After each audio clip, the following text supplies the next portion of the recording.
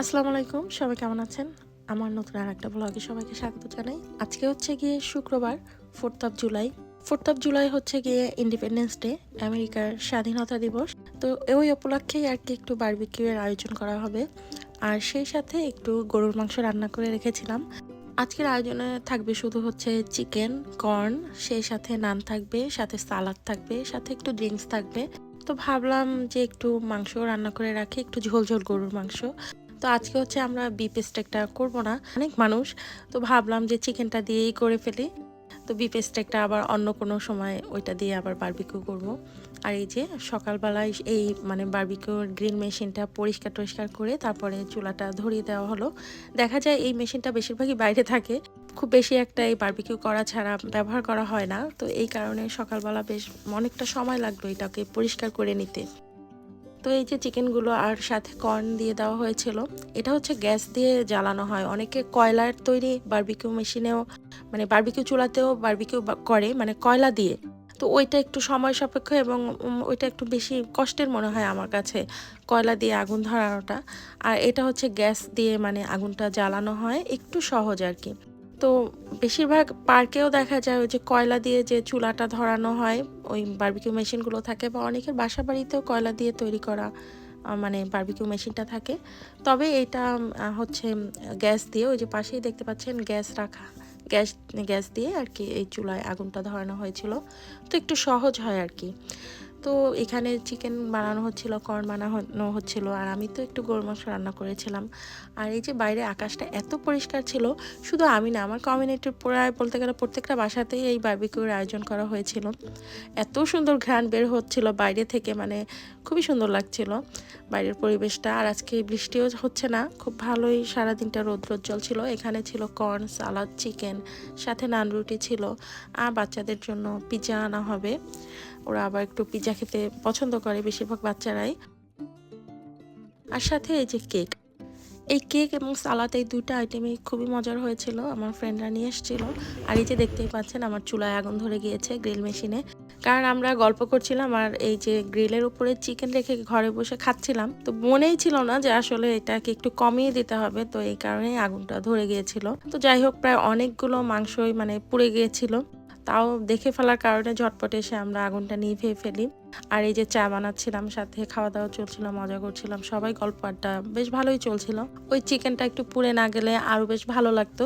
অনেকগুলো খাবার নষ্ট হয়ে গিয়েছে, খারাপ লাগছিল, কিন্তু কিছু করার নেই, বাচ্চারাও খেলাধুলা করছিল। আর এই যে বিকেল হয়ে গিয়েছে, তো সবাই মিলে আর কি খাওয়া দাওয়া শেষ করে ভাবছিলাম আমরা একটু সন্ধ্যার সময়, রাত 9টার সময় এখানে যে ফায়ার ওয়ার্কস হয় সেখানে যাব। কিন্তু সারাদিন এত ব্যস্ত থাকার কারণে এত টায়ার্ড হয়ে গিয়েছিলাম সবাই, তো ওই প্ল্যানটা আর কি বাদ দেই, যে না আসলে আজকে আর ফায়ার ওয়ার্কস দেখতে যাব না, এই বাসার আশপাশেই যে ফায়ার ওয়ার্কসটা হয় এগুলোই এনজয় করব।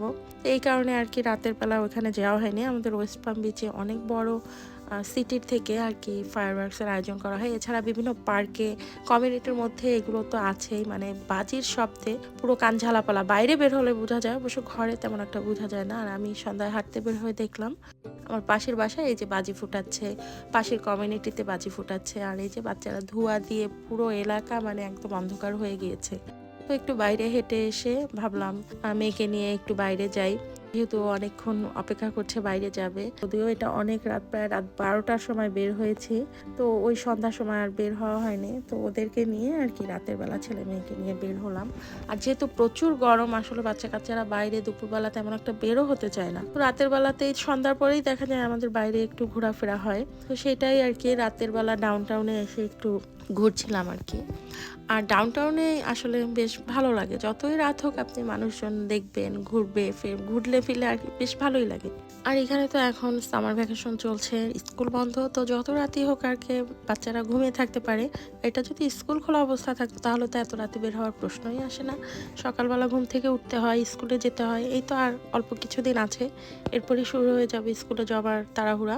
কিছুদিন পরে স্কুল খুলে যাবে, তখন আবার দেখা যাবে এই রাতের বেলা ঘোরাঘুরি একদম বন্ধ, কারণ সকালবেলা স্কুল থাকে, 8টার সময় স্কুল শুরু হয়ে যায়, তো আর্লি ঘুমাতে হয়, আবার তাড়াতাড়ি ঘুম থেকে উঠতে হয়। আর এই যে রাতের বেলা এই ব্রাইট লাইনের ট্রেনটা চলে যাচ্ছে, এই ট্রেনটা একদম খুব দ্রুত গতিতে চলে, তো ওয়েস্ট পাম থেকে মায়ামি যাচ্ছে। এই ট্রেনটা আর কি অরল্যান্ডো পর্যন্ত যায়, মায়ামিতে যায়।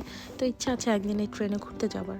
আর প্রচুর গরম পড়ে এখন, মানে দিনের বেলা প্রায় 93 ডিগ্রি তাপমাত্রা ফারেনহাইটে, প্রচুর গরম। তো এটা হচ্ছে পরের দিন আমার ছেলের জন্য একটু স্টেক বানাচ্ছিলাম। এটা হচ্ছে বিফ স্টেক, কারণ গতকালকে চিকেন করেছিলাম, চিকেনটা আবার একটু দেখি খেতে যায় না, আর এই বিফ দিয়ে ওর জন্য একটু স্টেক বানাচ্ছিলাম। তেমন কিছুই না, একটু গোলমরিচের গুঁড়ো, একটু লবণ দিয়েছিলাম।